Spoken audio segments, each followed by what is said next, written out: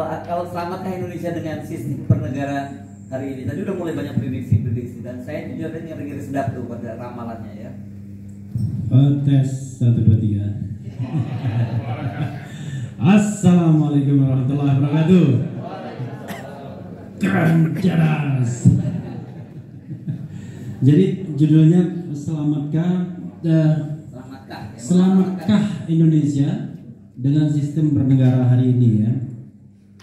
Jadi gini, ibu-ibu dan bapak sekalian, pertama-tama terima kasih atas undangannya Pak Gatot, Mas Adi, Pak Gaban, Pak lupa Pak Bahtiar udah mulai tua ini. Pak Sabri, Pak Rabi, Pak Azid, dan ibu-ibu dan bapak sekalian yang tidak bisa saya sebutkan satu demi satu, dan juga para bapak pembicara. Kalau kita bicara tentang sistem bernegara, kan pertanyaannya adalah di mana sistem bernegara itu bisa kita temukan. Nah, yang bisa kita bisa menemukannya tentu saja di konstitusi. Kalau kita bicara konstitusi, akhir-akhir ini saya merenung soalnya ibu-ibu dan bapak sekalian. Kenapa makin banyak gugatan orang yang ingin kembali kepada Undang-Undang Dasar 1945? Saya yakin di antara ibu-ibu dan bapak-bapak ini itu penganut ideologi itu juga. Dan ideologi itu adalah ideologi Partai Gerindra. Coba lihat, ini ya, manifesto politik Partai Gerindra itu kembali kepada Undang-Undang Dasar 1945 dan diimbuhi yang asli ya. Nanti coba kita berefleksi secara kritis ya. Saya pernah diundang oleh Pak Pabri Trisutrisno, kira-kira 2014 berarti kira-kira 8 tahun yang lalu. Waktu itu ada Pak Tri, kemudian ada yang siapa yang legend yang Saidiman Surya Hariprojo. Saya dengan santainya bilang gini, coba bapak-bapak sekalian tunjukkan kepada saya success story Undang-Undang Dasar 1945 faktual, jangan diangan-angan, faktual. Saya katakan nggak ada success story-nya, frankly speaking. Jadi setelah Undang-Undang Dasar 1945 itu disahkan oleh PPKI pada tanggal 18 Agustus 1945, itu hanya berapa bulan itu sudah disimpangi isinya dengan adanya maklumat X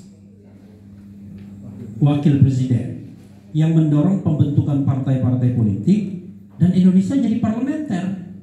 Maka ada Sultan Syahrir jadi Perdana Menteri, Amir Sarifuddin jadi Perdana Menteri, Hatta jadi Perdana Menteri sampai tahun 49. Jadi justru pada waktu itu baru saja disahkan sudah disimpangi Undang-Undang Dasar 1945 itu.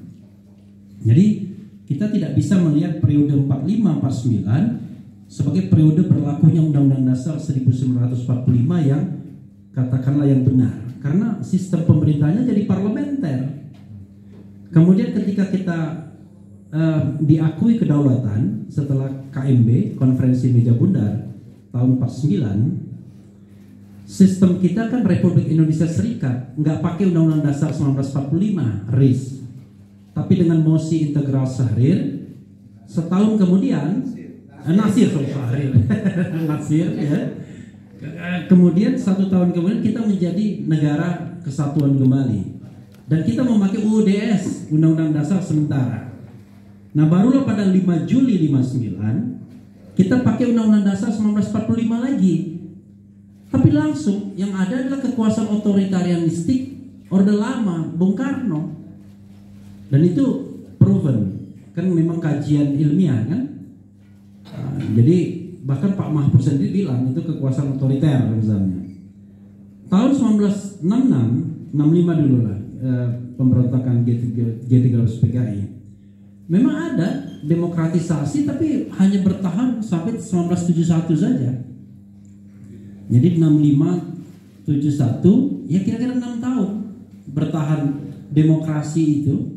Tapi 71 setelah pemilu pertama, maka kekuasaan sudah consolidated.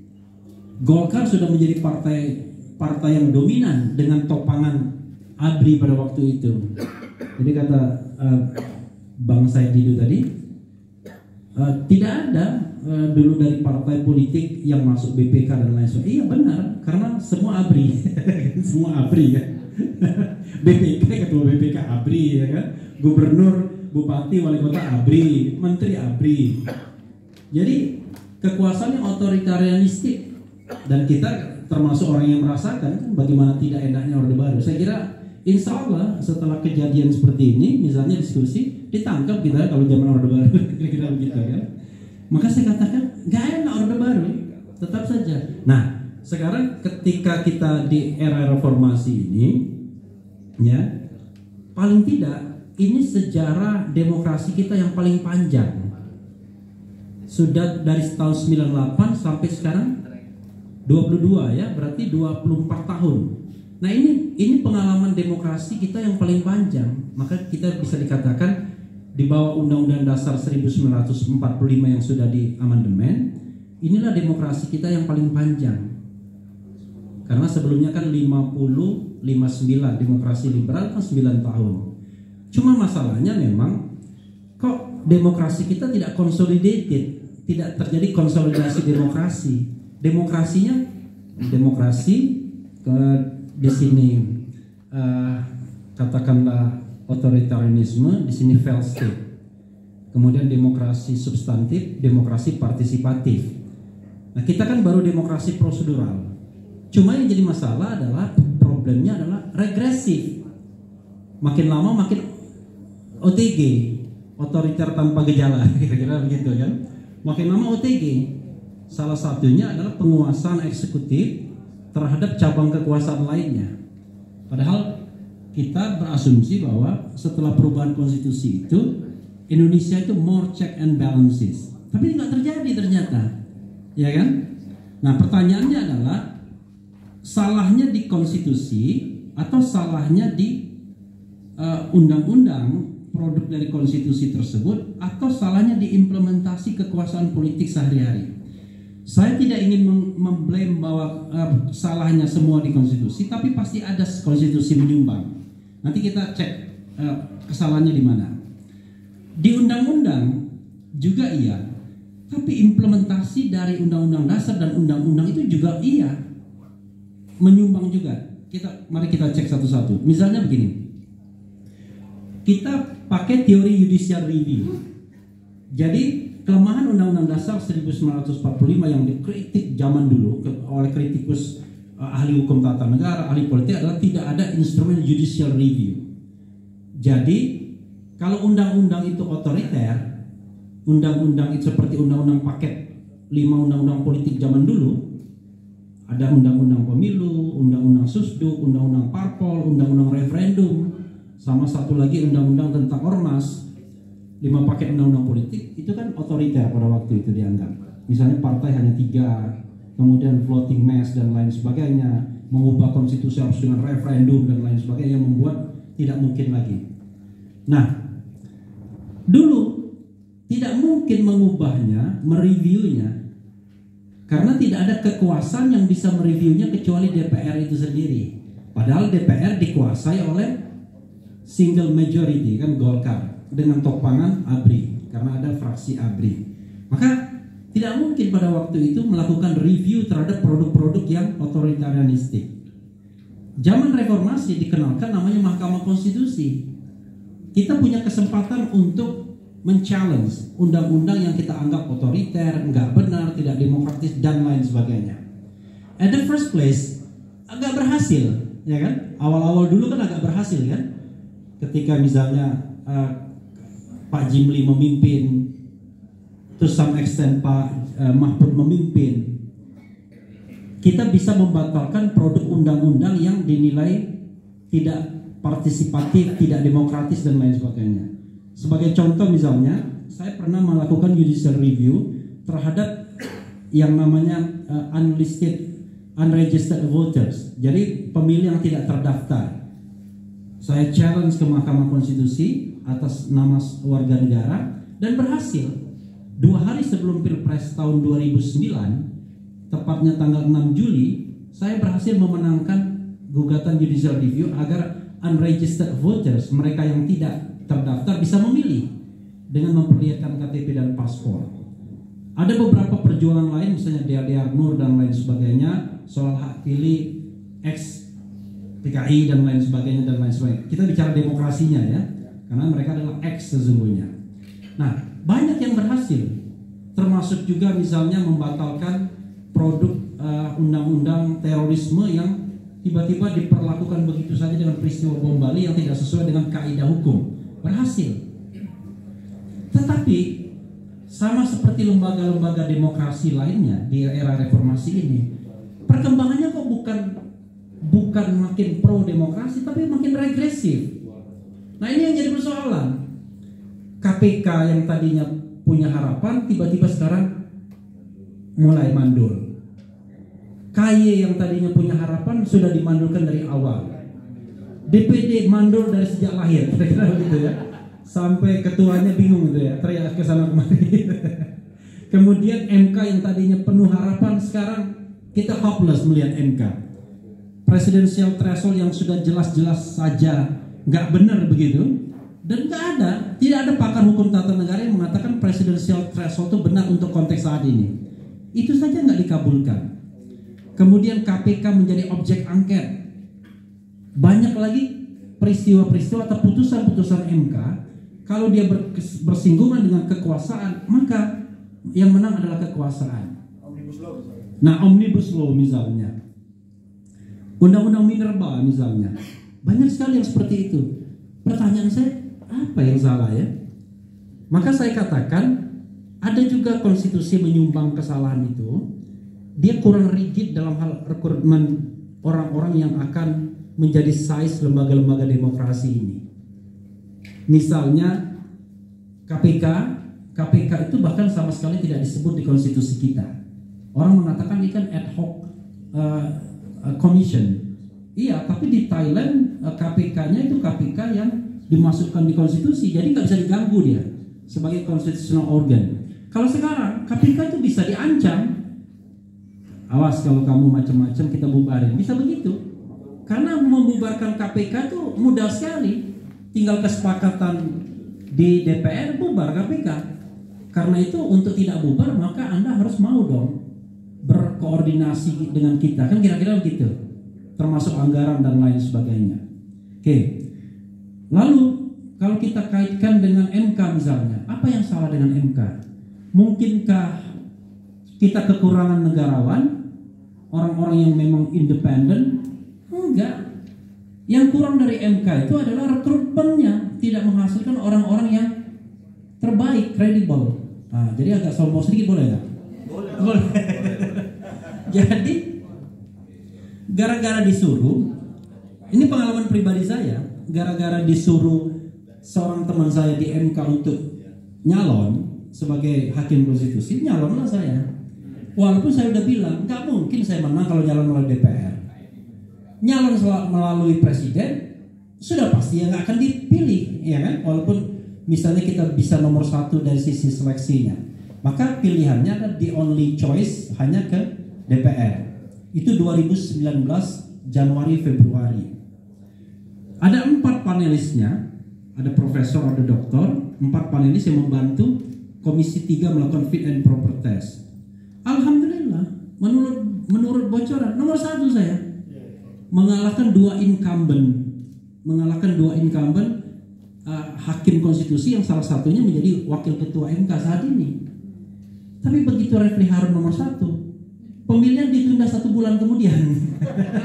Nggak jadi saat itu karena rupanya belum konsolidasi mereka. Setelah 1 bulan ditunggu, kembali ke laptop, nggak ada pemilihan. Jadi 2 orang yang habis masa jabatan dipilih kembali. Coba bayangkan. Sekarang lebih gila lagi, dikasih gratifikasi masa jabatan 15 tahun atau 70 tahun. 70. Jadi mereka sudah aman dan nyaman hidupnya selama 15 tahun.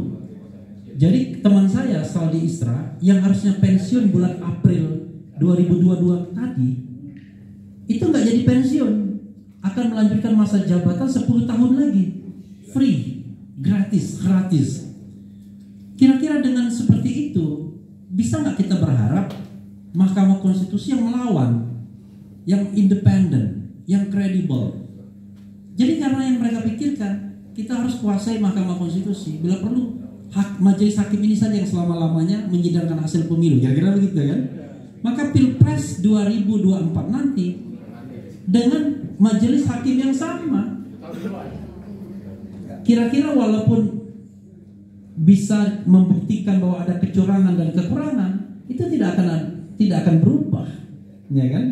Nah, karena itu saya melihat ada kesalahan konstitusi, tapi ada juga kesalahan undang-undang. Contoh kesalahan undang-undang, misalnya hakim konstitusi ini kan 3, dipilih dari presiden, dipilih dari DPR 3, dan Mahkamah Agung 3. Tapi undang-undang itu tidak menyebut pola rekrutmennya seperti apa. Pokoknya diserahkan kepada masing-masing lembaga. Maka di Mahkamah Agung, kalau Anda tidak dekat sama Ketua Mahkamah Agung, tidak menjadi proksi Ketua Mahkamah Agung, maka tidak akan dipilih sebagai hakim Mahkamah Konstitusi, hakim konstitusi. Kalau hakim konstitusi di bawah pengaruh Mahkamah Agung, itu nggak benar teorinya. Karena kalau di Afrika Selatan, justru yang paling tinggi Mahkamah Konstitusi. Kalau ada misalnya suatu kasus sudah exhausted itu nggak ada lagi upaya, di Mahkamah Agung dikalahkan juga, tapi masih ada problem hak asasi manusia misalnya, constitutional problem, maka bisa dibawa ke Mahkamah Konstitusi. Jadi Mahkamah Konstitusi itu bisa membatalkan putusan Mahkamah Agung.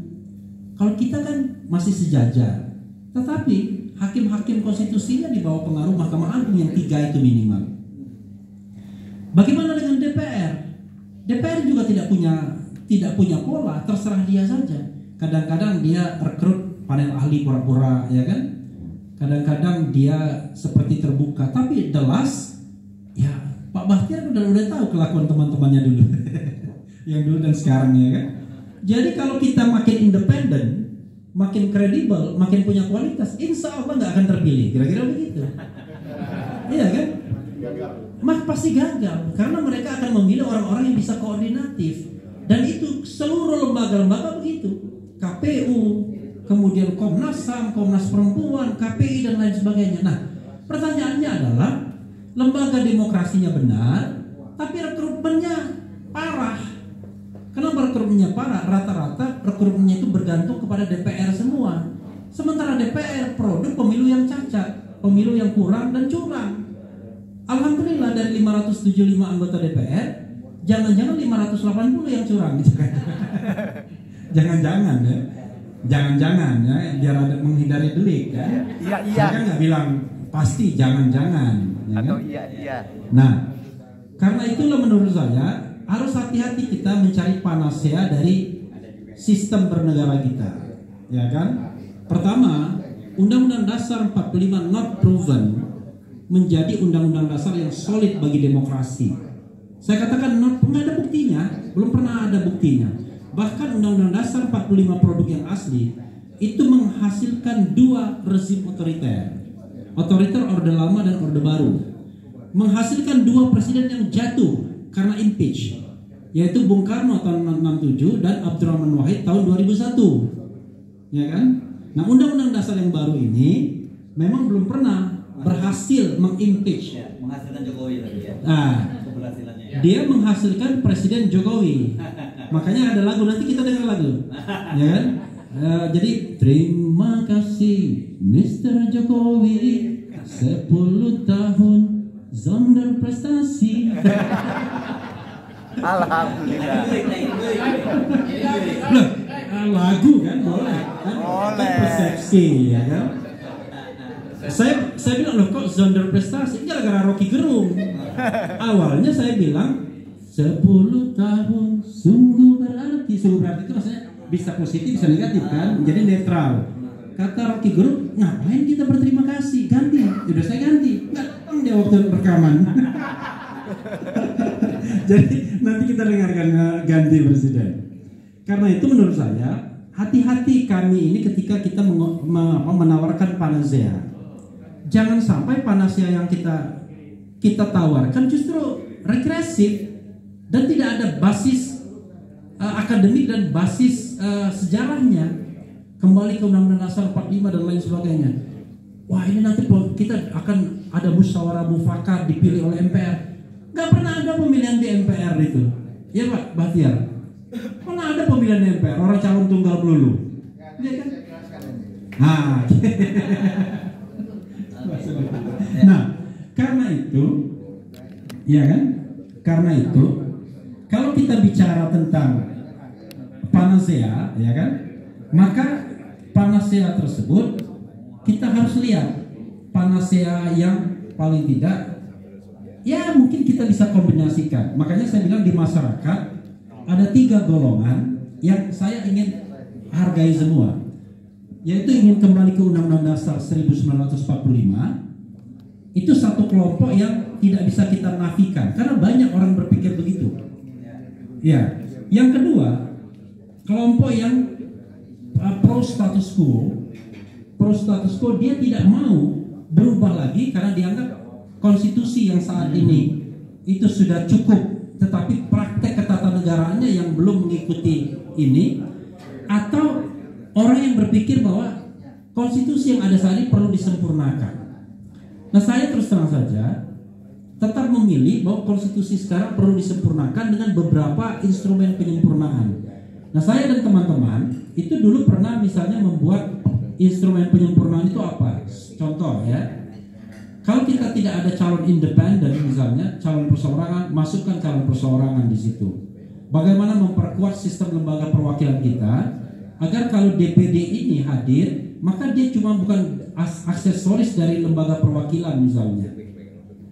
Mahkamah Konstitusi diberikan kewenangan constitutional complaint, jadi komplain kewarganegaraan.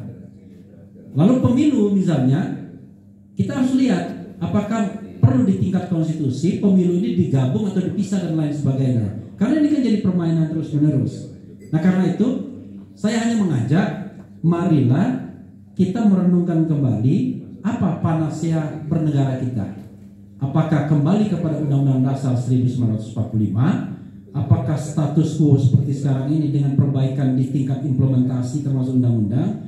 Apakah perlu ada perbaikan fundamen kenegaraan pasca 2024? Karena jangan lupa tahun 2024 nanti konstitusi kita akan berusia 25 tahun dan ini cukup untuk refleksi mana kelemahan-kelemahan yang harus kita tambal untuk perbaikan. Walaupun teori konstitusinya, ibu-ibu dan bapak-bapak sekalian, terakhir tidak ada memang teori atau fakta bahwa perubahan itu di ruang hampa, itu persoalannya. Tidak ada perubahan tiba-tiba kita diskusi dengan kepala dingin lalu konstitusi berubah. Itu nggak pernah terjadi. Maunya iya, maunya kita iya kan? Oke, kita rembuk, nggak pernah terjadi. Dalam sejarah di dunia ini perubahan konstitusi selalu di-trigger oleh sebuah chaos, perubahan yang luar biasa, bahkan runtuhnya rezim totaliter otoritarianistik. Maka itu terjadi di Afrika Selatan dengan runtuhnya apartheid, kemudian terjadi di Thailand dengan terus-menerus terjadi kudeta, terjadi di Filipina ketika terjadi people power yang dipimpin Corazon Aquino, terjadi di bekas Uni Soviet dengan glasnost perestroika yang menghancurkan Uni Soviet dan memunculkan negara-negara baru, kemudian terjadi di mantan Yugoslavia di semenanjung Balkan, dan terjadi di negara-negara lain. China hampir terjadi di Tiananmen, tapi rupanya dia masih selamat ya, karena rupanya mereka memilih different direction, politiknya tetap otoriter komunistik, tapi ekonominya mulai ada liberalisasi, kapitalisme dan demokrasi lumayan sedikit di bidang ekonomi. Itu saja ibu-ibu dan bapak sekalian. Wassalamualaikum warahmatullahi wabarakatuh. Ini untung aja Refli Harun tidak diloloskan jadi hakim Mahkamah Konstitusi ya. Kalau bisa kita jumpa lagi. Ada keren itu ya. Hilang channelnya. Hilang ya. Enggak hilang, tidak ada channel Refli Harun. Gitu. Jadi selalu ada hal yang positifnya gitu. Silakan Mas Ma'mun Murad Al-Barbasi.